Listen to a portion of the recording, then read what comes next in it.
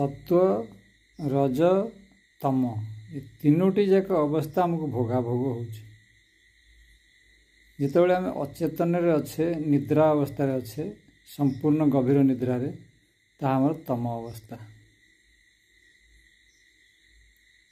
जितेबाला आम स्वप्न अवस्था अच्छे सेटा हूँ आमर रज अवस्था एवं जिते जाग्रत अवस्था अच्छे सेटा हूँ सत्व अवस्था किंतु आपको भल भाव बुझा हेले जिते निद्रा अर्थात अचेतन अच्छे आम तो से अचेतन कर्म चलुँ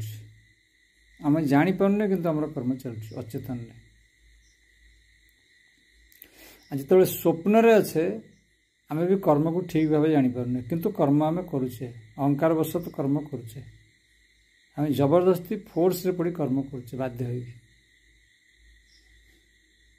किंतु आम ड्रीम स्टेट रे तामाने कौन ना स्वप्नटा को पूर्ति करिया आम कर्म कर स्वप्न जोटा आमको आसुच्छे आम सेटा करिया दरकार आम माइंड रे भावना आसुच्छे तेणु आम कर्म करुचे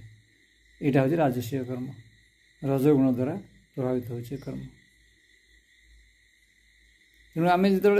जाग्रत अवस्था अच्छे से अनेक समय आम स्वप्न भली कर्म करुचे स्वप्न अवस्था ही अच्छे अधिकांश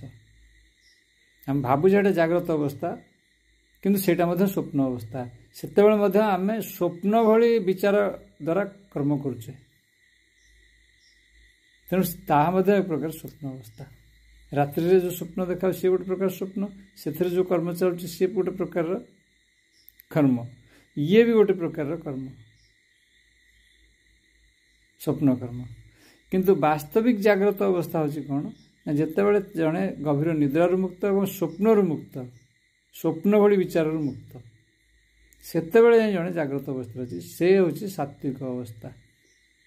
वास्तविक कर्म से अवस्था हुए कहते निष्काम कर्म से कर्म एक्चुअली आम द्वारा हुए ना ये अवस्था कर्म हुए कर्म होता है किंतु आम इनवल्व होना मैंने करुचे से भावना न था